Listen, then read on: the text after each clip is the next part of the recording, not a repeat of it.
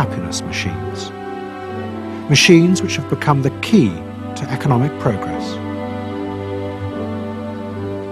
What was beginning to emerge in the 1920s was a new idea of how to run mass democracy. At its heart was the consuming self, which not only made the economy work, but was happy and docile, and so created a stable society. Both Bernays and Littman's concept of managing the masses takes the idea of democracy and it turns it into a palliative. It turns it into giving people some kind of feel-good medication that will respond to an immediate pain or an immediate yearning, but will not alter the objective circumstances one iota. I mean, democracy really, the idea of democracy at its heart was about changing the relations of power that had governed the world for so long.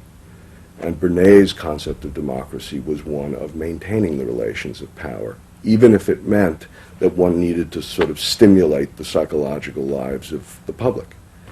And in fact, in his mind, that was what was necessary. That if you can keep stimulating the irrational self, then leadership can basically go on doing what it wants to do. Bernays now became one of the central figures in a business elite that dominated American society and politics in the 1920s. He also became extremely rich and lived in a suite of rooms in one of New York's most expensive hotels, where he gave frequent parties. Oh my goodness, he had a home in the corner suite of the Sherry Netherland Hotel. And here's this wonderful suite with all these windows looking out on Central Park and across at the plaza and on the square. And he would use this place to hold a soiree. The mayor would come, all the media leaders would come, the political leaders, the business leaders, the people in the arts. I mean, it was a who's who.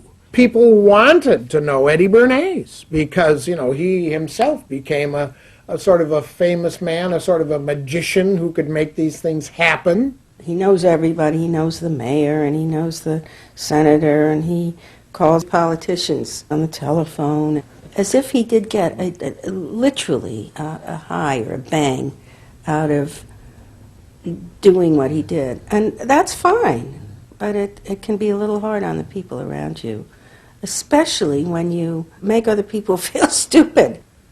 People who worked for him were stupid, and children were stupid, and if people did things in a way that he wouldn't have done them, they were stupid. It was a word that he used over and over and over, dope and stupid. And the masses? They were stupid.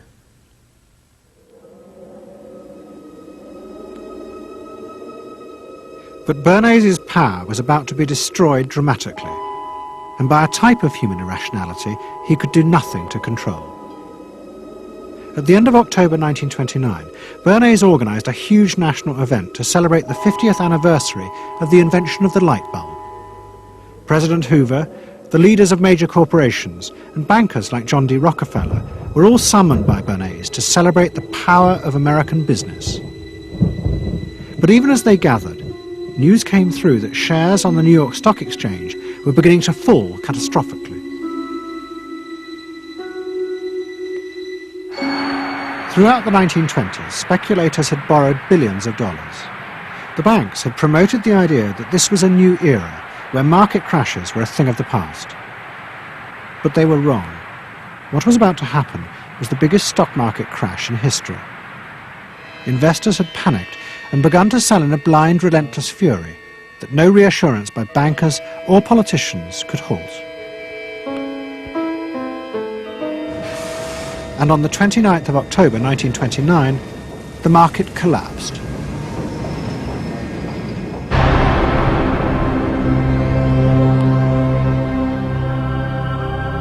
The effect of the crash on the American economy was disastrous. Faced with recession and unemployment, millions of American workers stopped buying goods they didn't need. The consumer boom that Bernays had done so much to engineer disappeared, and he and the profession of public relations fell from favour. Bernays' brief moment of power seemed to be over.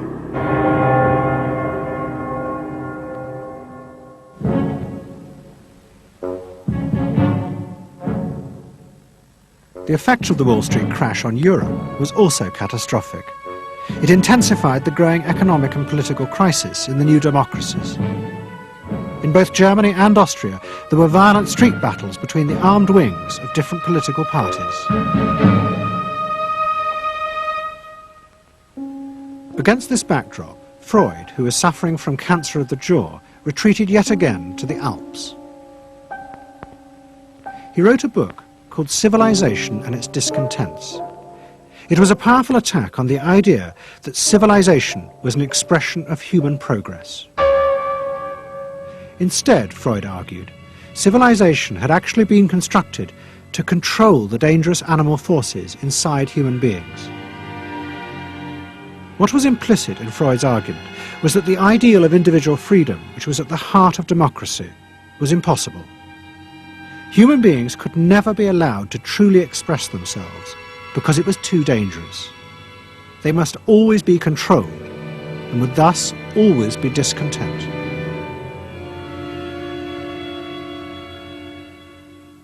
Man doesn't want to be civilized, and he is civilization brings discontent, but it's necessary to survival. Otherwise he couldn't survive. So he must be discontent, because this would be the only way to keep him within limits. But what did Freud think about the idea of the equality of man? He didn't believe in it. We had 32 parties, and Hitler said, before those parties don't vanish, there is no Germany. That's true. You can't have 32 parties, and so they felt this one person will put an end to this comedy. Freud was not alone in his pessimism. Politicians like Adolf Hitler emerged from a growing despair in the 1920s about democracy.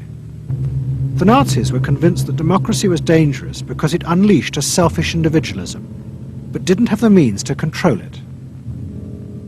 Hitler's party, the National Socialists, stood in elections, promising in their propaganda that they would abandon democracy because of the chaos and unemployment it led to. Die Parteien versprachen den Himmel auf Erden.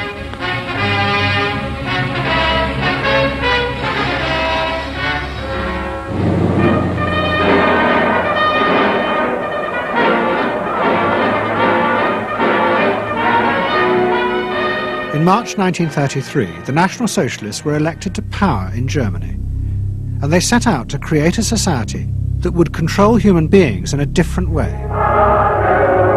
One of their first acts was to take control of business. The planning of production would in future be done by the state. The free market was too unstable, as the crash in America had proved. Workers' leisure time was also planned by the state through a new organization called Strength Through Joy. One of its mottos was service, not self.